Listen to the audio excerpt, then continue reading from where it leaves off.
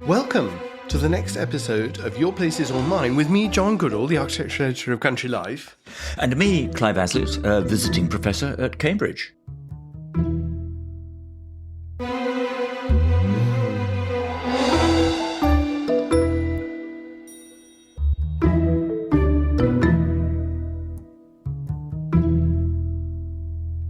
Well, Clive, on this occasion, we're going to do something slightly different yet again, and we're going to talk about a theme. What is that, Clive? Something you've been thinking about? Well, I've been thinking about it, and I have to say I'm going to go and give a talk at the Newport Design Festival on Rhode Island. And I'm very keen to get John's opinion of this. But I have been thinking about it. The subject is privacy. Yes, gosh, privacy in particular, and particularly the country house. It came about because I wrote a book called The Story of the Country House for Yale, so that, it was a proper book. Unlike all the others. And when I was thinking about it, I thought, well, I'll try to find a theme which works, which relates it to common concerns, And I thought of privacy because people, I remember being told all these years ago when I did stuff for Country, when I was in charge of Country Life, in fact, heads of important estate agencies would tell me that one of the reasons that people buy country houses is because they're very, very private. And, these days, if you're living in London, you're kind of out there and available to everybody, and everybody can snap you on their mobile phones, and privacy is important. And it made me think, well, of course, we do put a big emphasis on privacy. If you think of privacy as regards digital communications and so on. I mean, this is a big theme of modern life. And then I thought about the country house and how really for practically no time in its existence have people ever been able to live a life of real privacy. It is. I'm calling it privacy, but it could be privacy. But I think our American listeners might prefer privacy. I'm trying to practice it. But it's also funny, isn't it? I mean, even in this age of, as it were, of social media, people, as we see celebrities having spats on social media, that they, in a curious way, while they insist on privacy for themselves at one level, they will share almost everything about their lives. Yes. On another, and so there is. I mean, it's a very peculiar thing, isn't it? Well, I suppose the Duke of Sussex has had great issues with this. Indeed, and so it's almost as though they want their cake and they want to eat it too. That they need public interest in them in order to fuel their celebrity, and yet they don't want I suppose it's almost as though they think they can choose what parts of their own private lives they share and what parts they keep to themselves. But of course, the public is not so full of conscious distinction, is it? But I mean, as a theme for living, it's a really interesting one, isn't it? When does it start to matter?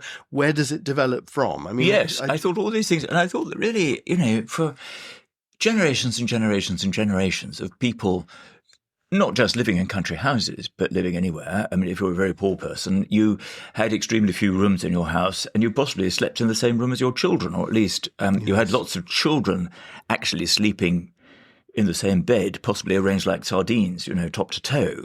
For a long time, the concept of being private simply was inconceivable. Yes, and possibly slightly worrying, to have an absence of people. If you were used to being surrounded all the time by people, to be alone by yourself for a long period would have been a bit disconcerting. Well, yes, I mean, thinking on my feet, I feel that there's something that in the distant past people would have put great emphasis on, which is sort of decency or propriety. But we've overlaid on that a sense of privacy as absorbing that somehow there are things that you should do by yourself which are private or that are intimate only to your family. That would have seemed irrelevant how many people saw something, because if it was being done properly, it didn't matter who saw it. In fact, it was quite an important element of your life that you were seen to be doing things properly, to be living your estate. And at some fundamental level too, I think that, we think of country houses as being, let's say, we talk about private country houses, meaning they're privately owned.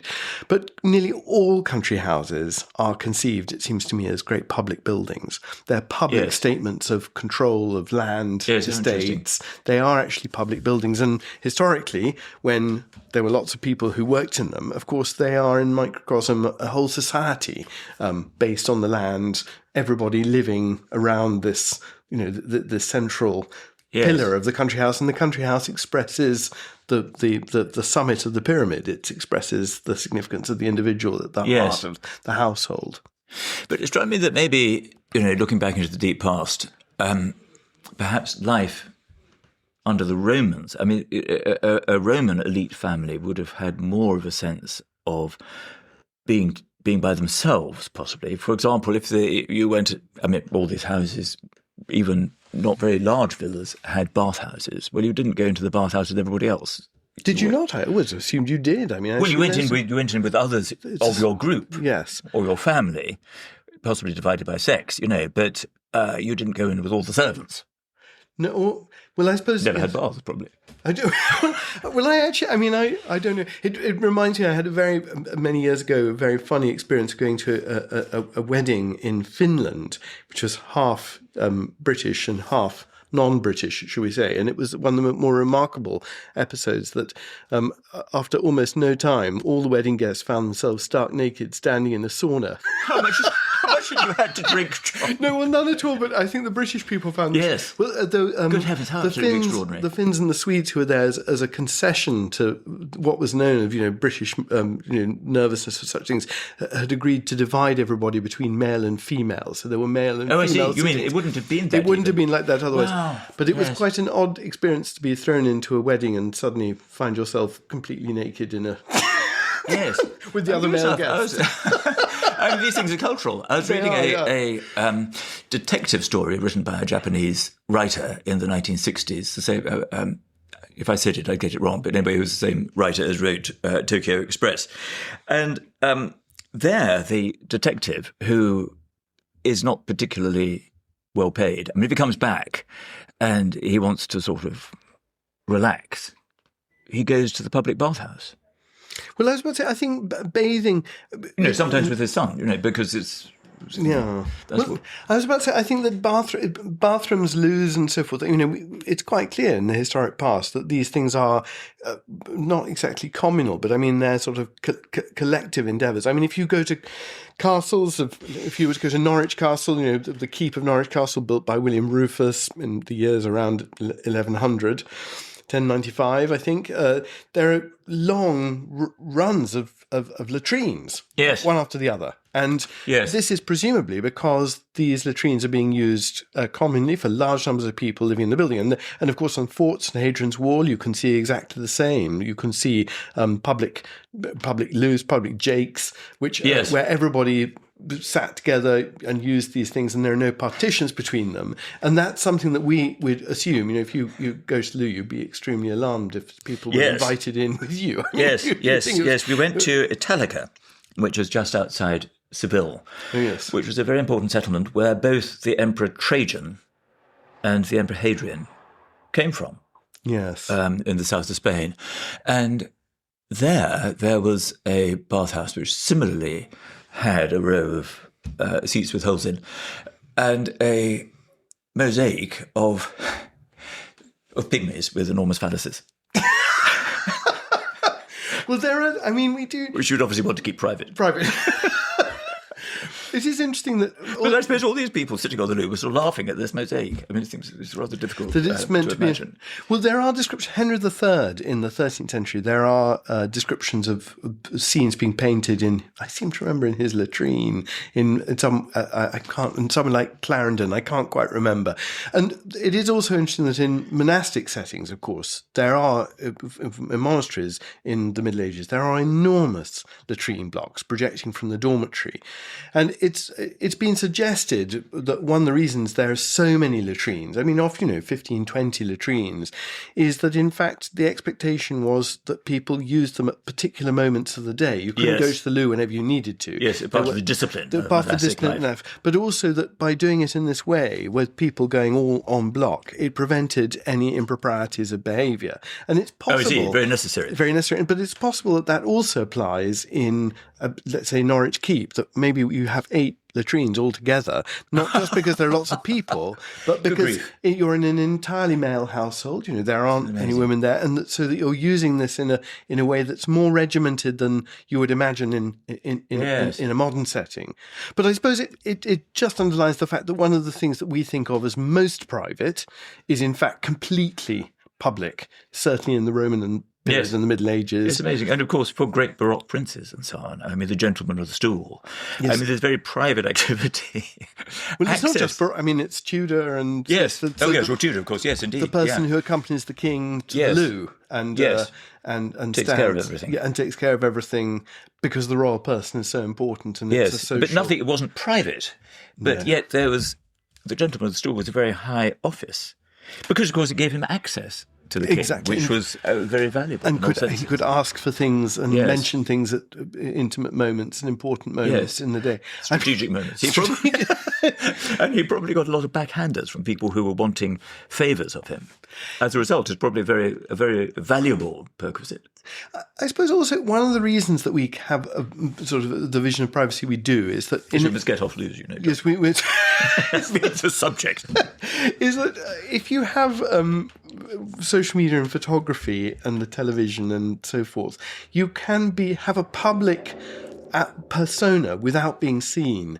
For before that world, the only way you can be known is to be seen. Yes. So you need to be seen. If you're a king or a nobleman or anybody of any standing, you need to be seen, because if you're not seen, you are invisible. You don't exist. No. So that sense of performative, the power is performative. You need to be seen. Now, of course, people feel that they can control their performance because it's all being done through the medium of cameras and so forth. And when you lose that, of course, you suddenly realize why these things have to be public. Though they're public in a very particular way, aren't they? I mean, not everybody would see the king on the loo. The point is that there are those who are present, and the king is again making appearances to a wider public to demonstrate his power and his...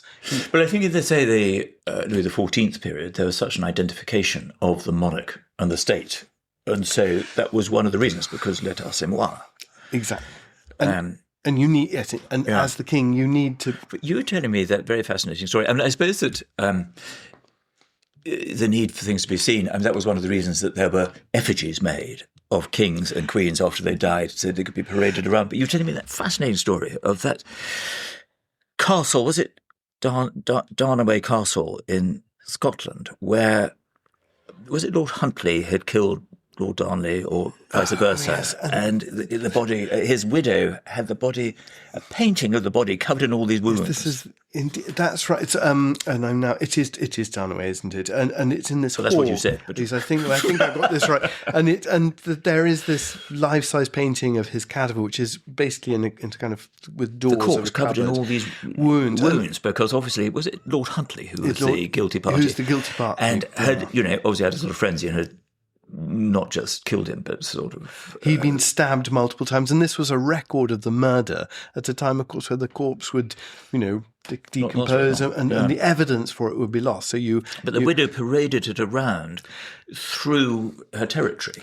Well, I have to say that the parading of bodies, is an incredibly important feature of the Middle Ages. When kings die, particularly if they die in slightly suspicious circumstances, there's need to present the body as evidence that the king is dead, that the king hasn't been, his body, that he's died a natural death, even when it's pretty clear he hasn't. Edward II. Yeah, exactly. Edward II. And that's not well. But, I mean, and effigies too, I mean, it is a problem when you have huge crowds of people at great public events in the Middle Ages. Of course, there's this problem: how do you see the king? For funerals, we do have these extraordinary effigies, the so-called ragged regiment of kings, and these effigies that were dressed in the image of the king, and they were stood above the coffin on the funeral hearse, and so people could see the image of the king. But there are also descriptions of effigies of kings. Edward II's coronation, for example, there's a statue of the king, which which is suspended above his throne in Westminster Hall. Oh, I see, like a sort of video screen. Exactly. So, well, I mean, you can imagine, there's Westminster Hall crammed with Couldn't people. see a thing, yes. You can't see anything at all that's going on. And so where the king is sitting on the desk, the high table, you need his figure elevated above him How to amazing. indicate Fascinating. his estate. And these we know of Edward II's funeral effigy that it's there are detailed accounts that describe his shirt being slit open so that it can fit.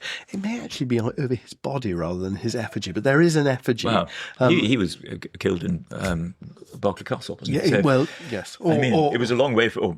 Possibly, yes. I mean, people endlessly debate. I mean, there are some people who think is it like the Princess in the Tower? Yes, it goes on, and there are people who assert that he was not murdered. I mean, it seems to me. Well, was he buried in Gloucester Cathedral? He's buried in Gloucester Abbey, as it was then. Abbey, right?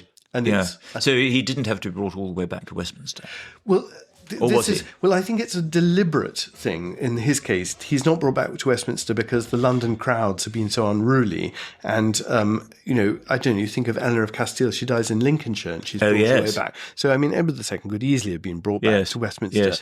And what's curious is that he's not brought back to Westminster because his son, he's been deposed, his son has been crowned in his place. And I think that it's, in fact, in that particular case, it's a pragmatic decision. It's actually very, very odd. It's one of the greatest medieval tombs to be seen anywhere in Europe is Edward II's tomb in Gloucester. Fantastic. Yes. Anyway. Well, I suppose that the, idea of everybody living together, that was a very important thing in the sort of Norse tradition. And the Anglo-Saxons lived in these halls where it was extremely important that everybody ate. And, they didn't just eat in the hall, but they did dine every night in these halls. And that was an important thing to create this sense of corporate identity in the household.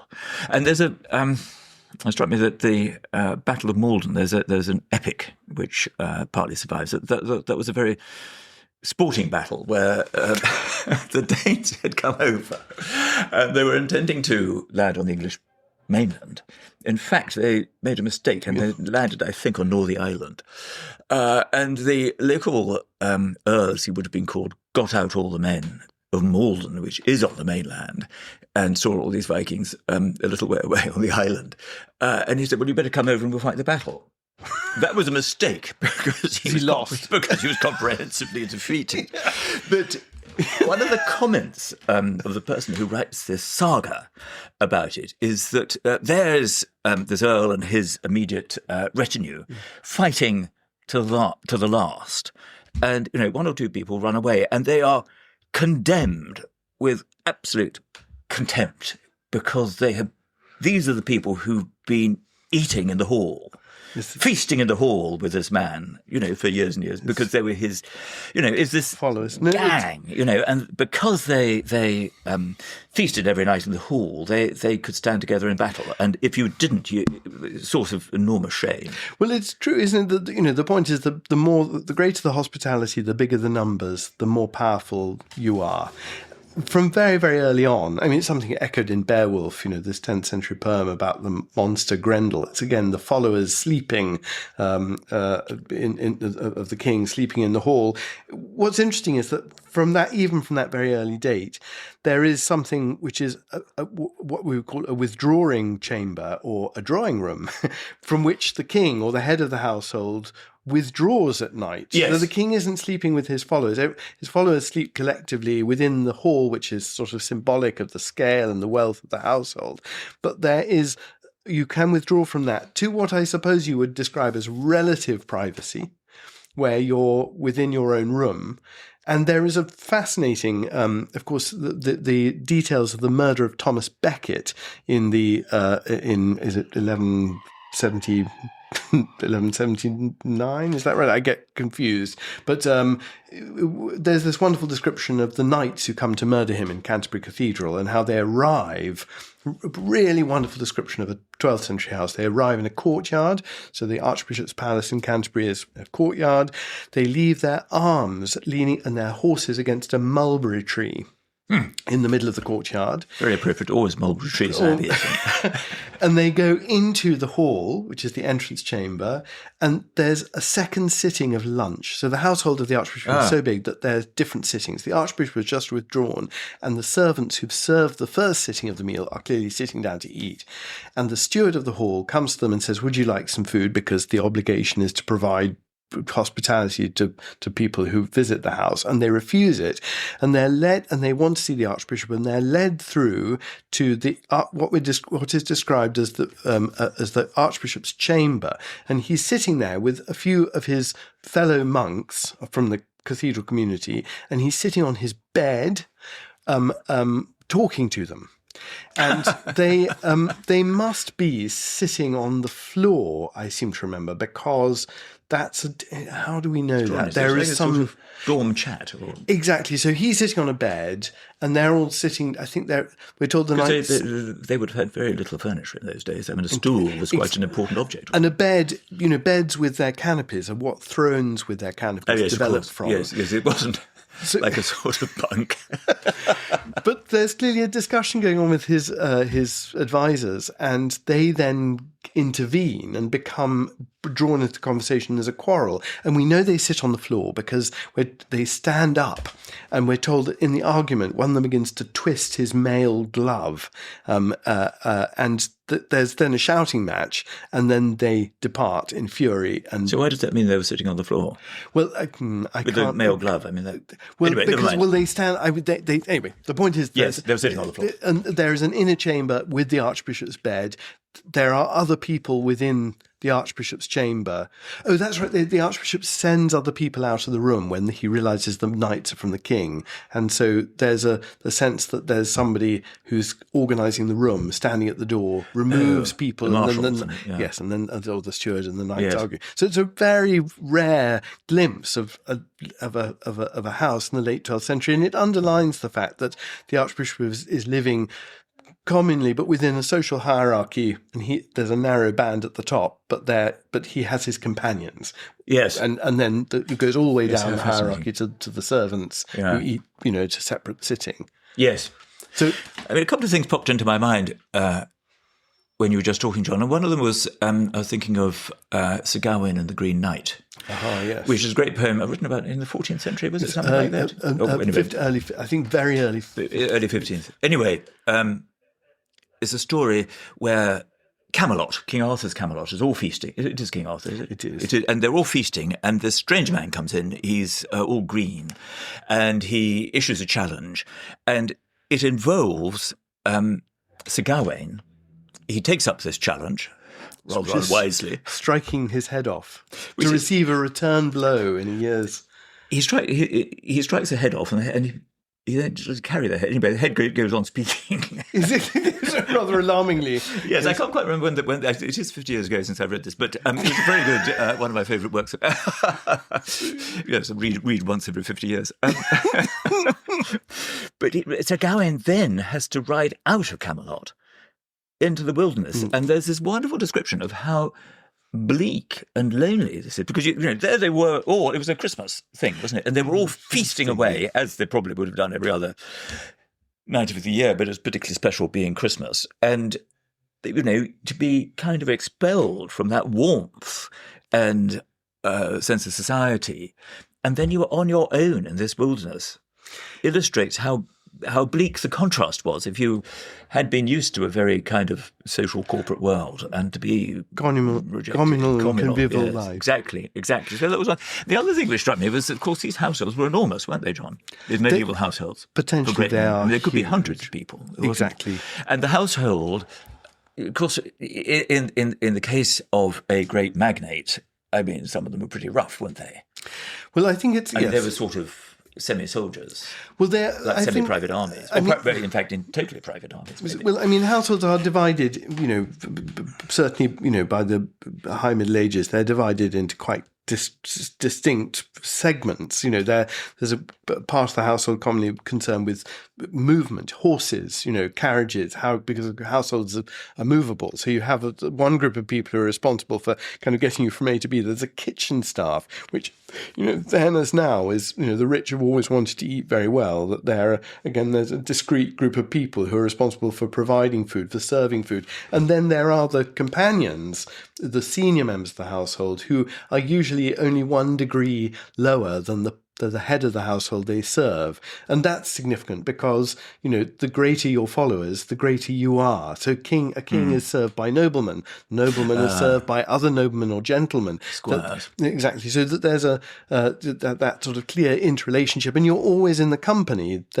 Most elements of the household are probably living and sleeping in the places they work. That's actually quite a kind of complicated idea, that if you have we think of palaces with lots of rooms, and you think of, how many empty spaces there are. But if you imagine that each room has a staff, you begin to, and that staff probably is certainly in the 15th century or so, they're sleeping and working in that particular room.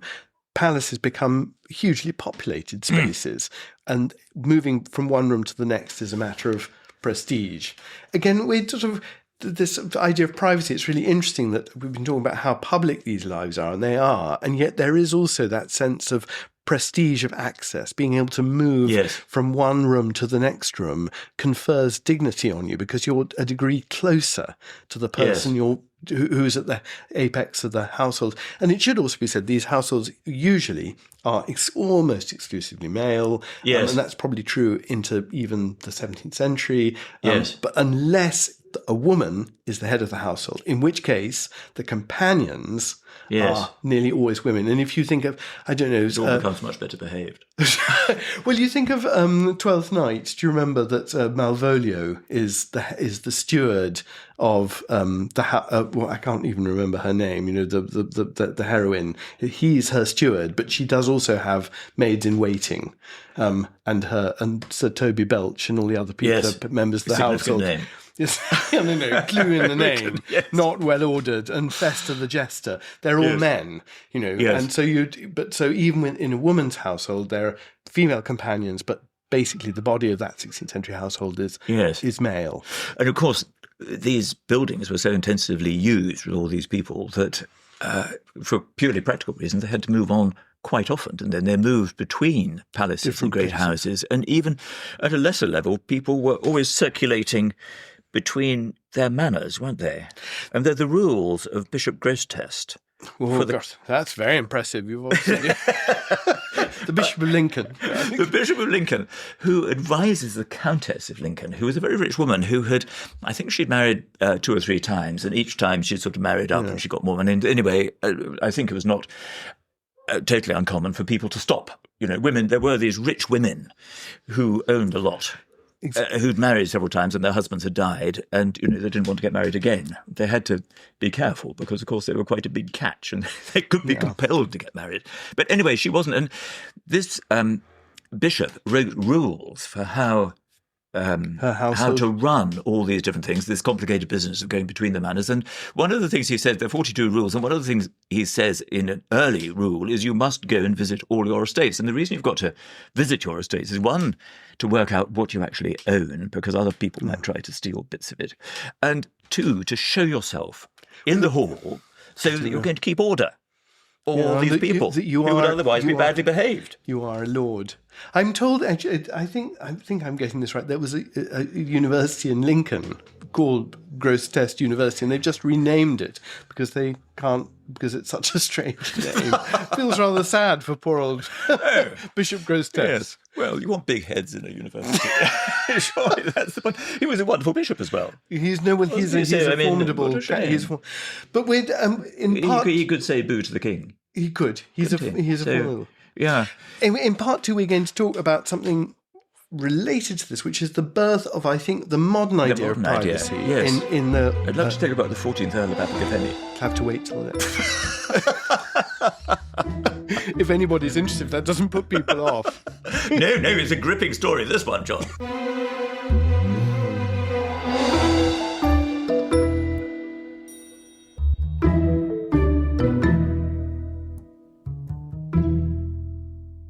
Welcome back, everybody. I'm bursting to tell John and everybody else about the 14th Lord Abergavenny. If I can't stop you, Clive, let's have it quickly. Well, the story dates from 1729. And the thing is that this reveals a lot about the relationship of owners of, in this case, a country house, or owners of any house, I suppose, and their servants. And the reason we know so much about it is that there was a court case, and all these relationships had to be revealed. It happened in a house called Kidbrooke, which doesn't exist anymore, at least not in that form. It was on the way to Dover, just outside London. And Lord Abergavenny and his wife, Catherine, weren't on, I guess, particularly good terms. Anyway, he wasn't there quite a bit. And there was a friend of his, a neighbour, who was spending quite a lot of time at the house. After a certain point, I don't quite know, difficult, really. But anyway, the steward, and, shows the role that the servants played. Presumably, the servants were a bit confused about what to do and who was really running this show. Anyway, the steward was deputed to go and tell Lord Abergavenny what was going on, which was that Lady Abergavenny was not behaving with the decorum we would have hoped. And so Lord Abergavenny's reaction was sort of characteristic, because he said, well, this is a great ball. Why don't you go and hide in a cupboard with a couple of people and see what happens, and then spring her out and catch her in the act? Which is what happened. And there's a description of how the steward had to sort of, for a number of hours, he was stuck in this cupboard. Anyway, then they did catch Lady Abergavenny and Mr. Little. And the Lord Abergavenny was so incensed by this that he brought an action, curious enough, for slander against Mr. Little, because by somehow the law of slander in the case of aristocrats applied to misbehaving with their property. Lady Abergavenny had actually died by the time it got to court, probably of shock. So it wasn't a question of getting a divorce. He was getting it out of this man, Mr. Little. And in the course of the trial, evidence was adduced, and it was clear that the whole household couldn't avoid what was going on, apart from the fact that they actually looked through keyholes and things at strategic moments to inform themselves rather better. But they knew exactly when Lady Abergavenny was in receiving people and when she wasn't, and when Mr. Little was visiting, and all sorts of things to do with corridors and, Yes, there is no accidentally entering rooms and seeing things they shouldn't have done. I mean, there was absolutely no privacy for these people at all. The servants knew everything. It's interesting. Which is a sort of inconceivable way of life to us. When one of the key things everybody tries to do, nobody wants, as far as I'm aware, going around houses from time to time, in my professional capacity, nobody wants to have live-in staff. Much. You might have a couple, in a sort of distant wing or something, but the idea of having all these staff, people want to live in bigger and bigger houses, but they don't actually want anybody in them. Yes, they want them to themselves. It is also interesting what you describe. I think it's important to say that, in my view, the development of a modern concept of privacy is actually connected with religious practice and devotion. That from the 13th century onwards in England, people, the nobility, begin to attend services and mass and divine service from what are called in documents often called closets or parcloses. And this can literally be a tent erected indoors beside the altar, or it can be, if you want to see an architectural example of it, in Edward I's castles in Wales, in both Beaumaris and Carnarvon, you can actually see, and Conwy, you can see these little chambers that look into the main chapel and often have a view over the altar. There's a wonderfully preserved 14th century parclose in Warwick, in St Mary's, Warwick, one of the best interiors of the 14th century. You can see still with its wainscot panelling and things, and a little prie-dieu for putting a psalter on. And the point is that when you go into these rooms, you're going in to practice your devotions, but you are alone. As a king or a queen or a nobleman, you are actually alone, and it is in the context of reflection and devotion. Now that's important. But is that partly because, John, sorry to interrupt, but is that partly because the Mass was kind of performative? People didn't, it's not like taking the Eucharist now, where it's responsory. No, Yes. it's entirely, you're simply... the priests were like actors. And you just watched them. And you just watched them, and it was crucial. You watched the elevation of the host, the consecration, where the host is, thought to become the body and blood of Christ. You're actually seeing that moment of transubstantiation. But Taking communion was quite rare, wasn't it? I mean, taking communion is take it yourself. rare. It's very, very rare. You watched it. And in seeing it, you're actually partaking of its benefits too. But the point is that the powerful and the rich begin to do this in isolation. And I think it's an important point to make, because the other thing that is born also of complete different religious tradition, but again, I think connected to this, is the diary. This idea that, I think in the early 17th century, the diary, when you begin to get diaries, they are often devotional, they're reflective, they're often actually being done by people of very low church persuasion, and it's a way of meditating on their lives and reflecting on what they've done. Of course, that's certainly during the 17th century, but possibly earlier. Yes, that's what I mean. So, and that again is the diary, is a product of a new sense of personal identity, which I think is also bound up very, very. Is it in Northamptonshire? There is. Yes, and I'm just trying to remember. I've also forgotten.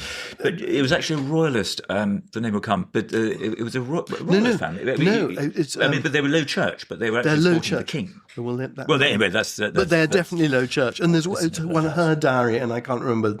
Begins with L. Yeah, anyway, never mind. It's awful to forget, isn't it? Anyway, but it's compelling, and she writes explicitly at the beginning of her diary that it's that this is a reflection on her life. I mean, it's a really interesting thing. I think she cites something like the Apologia as the source of her diary. It's amazing, really.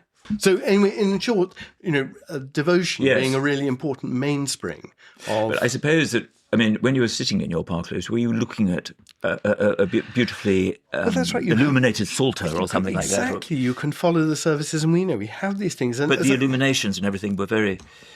important. You could contemplate this beautifully illustrated book and reflect on what you're seeing. And that, of course, as I say in Warwick, there is the lectern to place this book on, and a little keyhole you can look through at the altar. But what's also very interesting about those psalters and prayer books is that they're often very rich, but famously they're ones which have absurd or ludicrous or obscene imagery running around the edge of the manuscript page.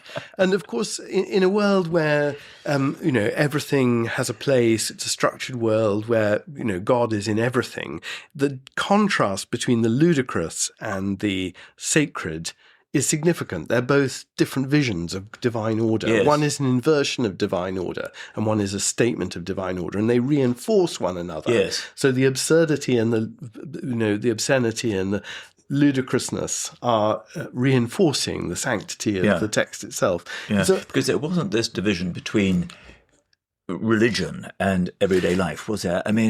God, or whatever everything. Sort of, not just God, but all the other superstitions people might have had, they were just absolutely everywhere. And coterminous in everything. Yes, exactly. But I suppose it's important because in context of privacy, because it's about how you reflect on that reality as an individual. It's about your relationship to that wider world of God's truth and God's order. And in that is arguably born, our own perception of the world. After all, it's something I think we all still struggle with. Read terrible things in the news. How do our lives relate to all those things that are going on? They seem so far beyond our own, our own universe. But they reinforce a sense of who we are and what the parameters of our lives are as well. John, we promised readers, listeners, that we would move forward to the modern idea of privacy. Now, how are we going to say when that starts? Well, I think it begins, there are two things that lead towards it. One is, of course, a gradual diminution in the scale of households. I mean, I suppose that's a gradual phenomenon from the 17th century onwards. I think there's a change in the character of service, that into the 17th century, you're served by your social equals within the hierarchy of a household.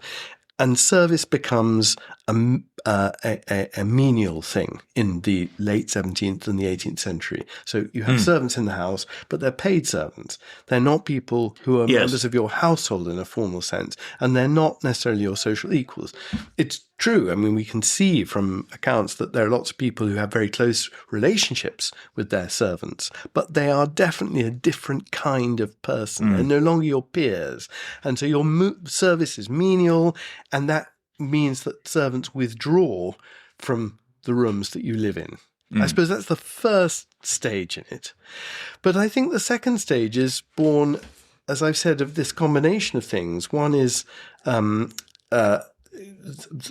after the Second World War, it's really almost impossible to get domestic servants anymore. And also people want to live, they have all these gadgets that allow things that were being done by hand before to be done very, very easily. And they want to live on a smaller scale without, if you have a machine that can do things for you, why would you have a person, and isn't it easier? That allows you to kind of get on with your own life. But then I think there is this third thing, which is you can have a public persona without recourse to being seen. Oh, that's interesting. Do you see what I mean? Yes. You can run your life as a public figure without actually ever having to go and stand on the street or move through a crowd. Yes, it is possible. It is. Yes. And that transforms everything. You can suddenly be powerful, and yet your personality is projected entirely through, through technology. Yes. And I think the arts and crafts movement possibly had something to do with it. There was an enormous emphasis on the hearth. As the home. The idea of the home. Of the home, yes. I mean, it wasn't a country house is a great public statement. The very word, the house as opposed to home, implies that you're kind of more distant. You're looking at it. You're not kind of cuddled inside it. Whereas the idea of home was very important to William Morris and his followers. And that is a late 19th century idea, isn't it? Yes, so it's contemporary with, strangely, these developments in sort of vacuum cleaners and all the other domestic technology, which William Morris wouldn't have particularly liked because they weren't very medieval. But they did enable you to have a quieter life because you didn't have to have so many people hugger-mugger around surrounding you. No, well, it's interesting, isn't it? And that idea of the home is, of domestic comfort and bliss. It is exclusionary, isn't it? It's about being only with your nearest and dearest rather than putting up with other. And this great attachment to place, which we particularly have, is less the case in the United States, I think. Because, for example, when enormous houses were built round about the turn of the 20th century, these were huge. But they weren't built with any sense of family obligation or obligation to a lot of, feudal followers or anything like that. Yes, you've explained purely for pleasure. And so, when the economy had turned, they were all knocked down. Well, that isn't so much the case here. But I've now forgotten what I was going to say. Well, you're going to say that in the States there's less of a connection with place. Well, it's the place. It's the intensity. You can see that in The Wind in the Willows, for example. Do you remember when?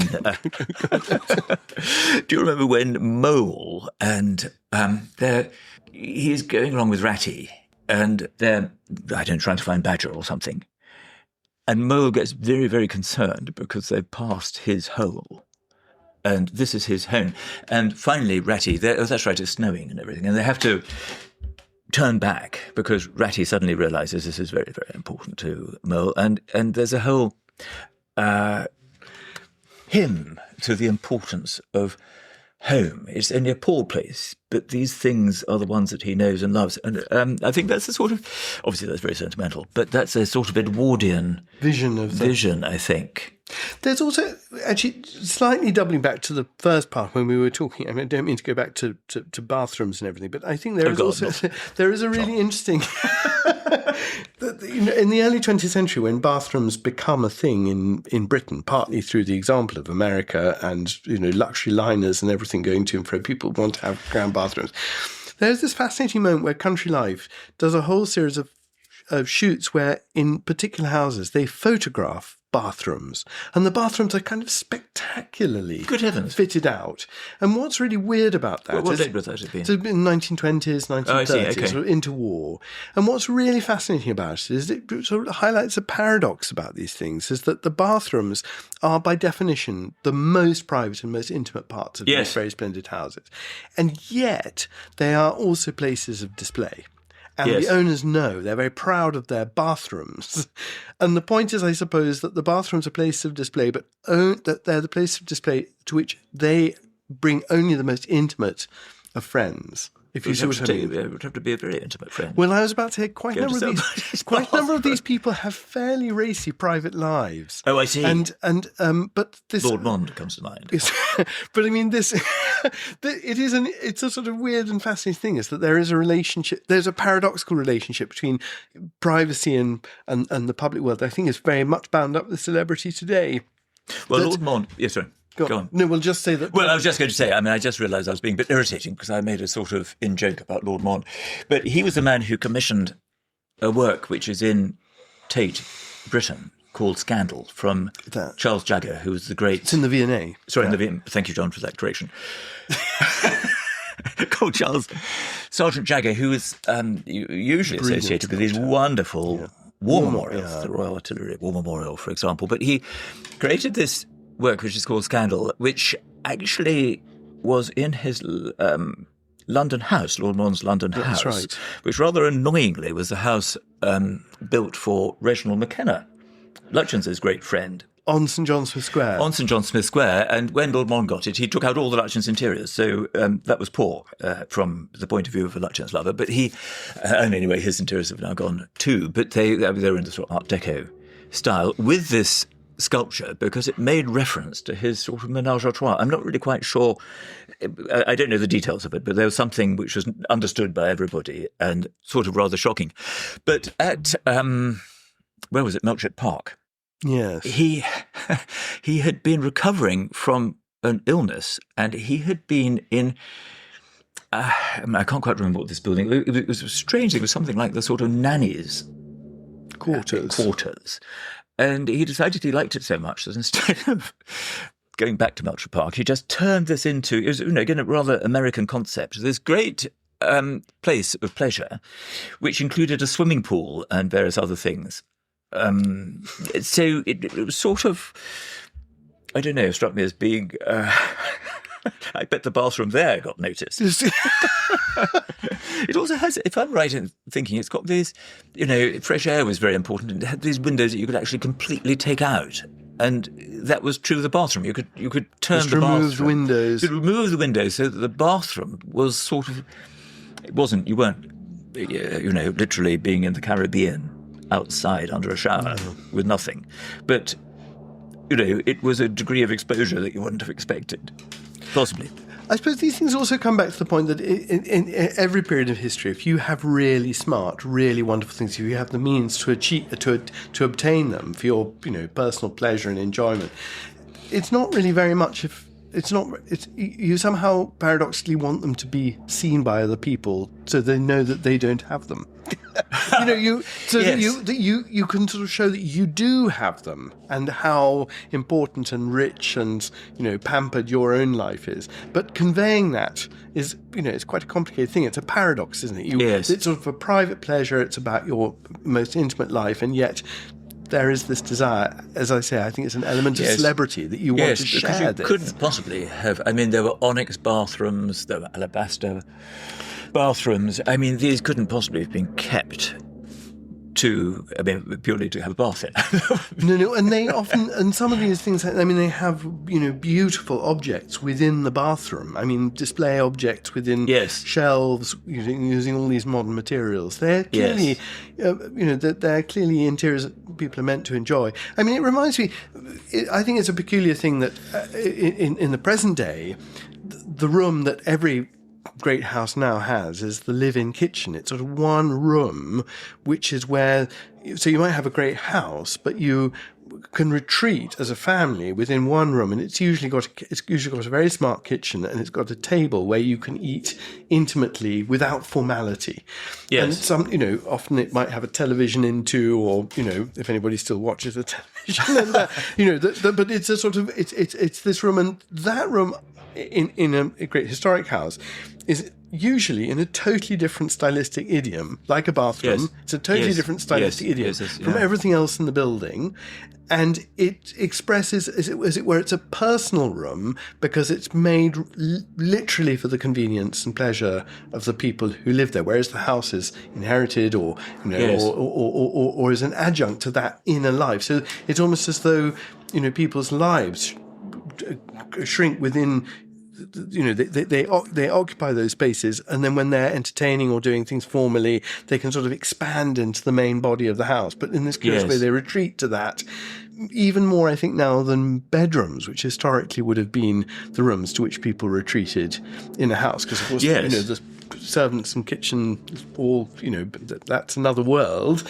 And if you're in a country house party, you would retreat, you retreat to your bedroom. But that's not true for the families when they don't have staff and things. No, I mean, I noticed that, sometimes there's a little suite of rooms, isn't there? I mean, there's a room where, children can do their homework or something. And then there's sometimes a second kitchen, because if you've got caterers coming in to run a big party, you don't actually want one of your family kitchen to be taken over. That's not sort of terribly convenient. So there's a kind of working kitchen as well for occasional use.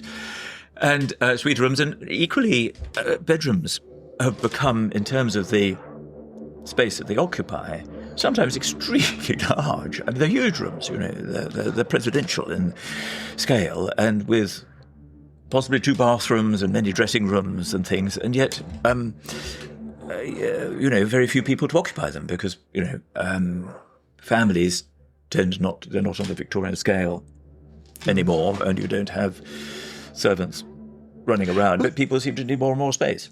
And then these huge rooms, of course, which are, for modern works of art, which require a lot of space, and particularly motor car collections. Gosh, yes, no, you do see those, don't you? I suppose that's it. So, our need for space is strangely multiplying. So, if you were to go to any house, supposing it was built by, say, Oliver Hill, famous architect from the 30s, very sophisticated, and so on, that house, well, there's a case in point that I'm thinking of, would be doubled in size by a family wanting to occupy it now, because even the very sophisticated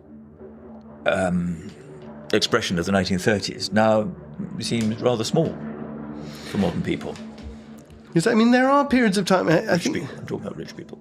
Yeah, of course. Yeah, no. Well, we're not. Yes, we haven't really talked about ordinary experience of people. I suppose it's true to say, isn't it, that in the 30s and 40s, well, until the Second World War, even middle-class families would often have had a live-in maid. That there's a that there remains some vestige of domestic service really until the Second World War, and it's at that moment where it all kind of completely falls apart, I think, isn't it? I suppose there is a connection with the world at large, as you might call it, in the expectation of privacy, because, people want privacy. Thinking of the estate market, market for homes. Again, people often go to villages thinking it's going to be very private, and that's one of the things they expect. They don't want to be woken up by the church bells and things like that, but they find that, the nature of village life, where there are lots of families living together, is problematic for them, because, for example, there might be horses riding through the village making a loud noise with their clopping feet, and leaving other evidence of their presence, which they object to. And again, I remember an estate agent telling me that, or mooting, he was saying, if you move to the country, the one thing you want to avoid is having any noise, like aircraft or a helicopter. Or a helicopter which has just arrived. Yeah. Whenever there's a demonstration, we don't get a helicopter overhead. Because we're not so far from Parliament Square, or Whitehall. But that's a very annoying thing if you're buying a house, because you can't escape. If there's something unsightly, you could put up a row of conifers and you wouldn't see it. But you can't escape noise and you can't escape smell. So being next to someone's slurry pit is a bad idea. I suppose arguably that's less to do with privacy, isn't it? It has a bearing on privacy, but in fact that's just about having the world, your own worlds, and controlling your own world. Aren't they the same thing, John? Well, I think privacy is the things you want hidden. I think that they're the things you want to do without being. A horse riding through the village is an inconvenience. It doesn't affect your privacy, does it? Well, it's sort of invading your personal space if you think that you should have total control over your little bubble. And that seems to me an absurd fantasy that you can have complete control, isn't it? No, that's true. But of course, obviously, it's a fantasy at every level. But I think I think it's quite popular. I think it's quite a popular fantasy, and you ain't going to get it. At least not in this country, because we're very crowded. I doubt that even supposing you went to a remote island, would you get it? You still probably find that there's an oil rig or something. Yes, no. The world. Yes, I think that's right, isn't it? That for all of us, in fact, it's you can't control it. I suppose. I wonder whether that's creating we do certainly now have a different view of nature. It's impossible to view nature through the eyes of William Wordsworth or other romantic poets now, where nature was this great force outside them, which was educating mankind in the case of the Prelude, or purging the world through the oceans, where this force of ablution. Yes, and it doesn't seem eternal. No, because the oceans are full of plastic, and it feels everything limited as a resource. Yes, this is something that the king formerly known as Prince Charles, thinks about a lot. This relationship with nature, because he thinks it's very important that man should be in harmony. Harmony is an important word for him. In harmony with nature, which of course is in many ways true, but the whole idea of the modern world and nature unfortunately plays a different role. Little children from a very early age are brought up to believe that everything is in peril. So it isn't this sort of sense of something natural and outside mankind. Mankind is now everywhere. And so I wonder whether it isn't going to be rather like the world it was in the age of Mannerist painters, where people retreated into these studies and they had these symbols and a single statue with great meaning right on the edge of the painting, and they were sort of and they were inward looking. But are people going to create their own mini utopias, but they're just for them? Because we can't really influence the greater world. But you referred to the fact that all these terrible things are happening and nobody has any control, personal agency, as we say these days, over those things. But you can hope to create or curate your own little space, maybe.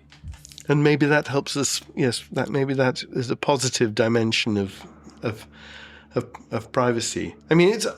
It's funny, isn't it? That balance between the degree to which we are masters of our own ships of destiny and the degree to which we're not really. I suppose extreme privacy is this belief that you can steer your own vessel any way you like. It's very privileged for you, isn't it? Yes. And you can do whatever you want. And I agree. I don't think all of us are different, but it doesn't. Of course, in the case of billionaires, of whom there seem to be rather a large number, you might think that was true, that they could do exactly what they wanted. And yet. And indeed, it possibly is. But just thinking, kind of domestically is interesting. they create an awful lot of problems for themselves. It's like because they often own so many buildings that they then have to have a complete separate organisation to run them, and that's quite a common amongst the billionaire. No, amongst this Yes, very small number of hyper-rich people. But you would have thought, I'm an enormously rich person. I don't have the worries of other people, but instead they seem to feel the need to create them and to create these huge domestic apparatuses which they then have to run, with teams and teams of people Well, as they say, in remote places which are difficult to get to. just be careful what you wish for, as they say.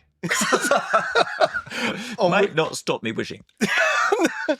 On which note, yes, we let's draw this to a close. I don't know, do we have a plan for the next? I'm not entirely sure, John. We'll look at the schedule, but we'll say in the meantime that people, whether we have a plan or not, can still go to www.wipompod.com, and there they will be able to sign up to a newsletter.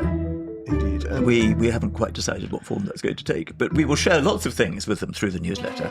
And I think that we should begin sharing photographs of the things we're talking about, because often we have done photographs. that. We have photographs on our phones, don't we? Because we visited everything we're talking about. And once again, thank people for comments. It's very nice. Totally Very nice. Thank you very much indeed. Yes, thank you all for commenting. That's enormously valuable and indeed touching. Brilliant. See you next week. Next week. Bye.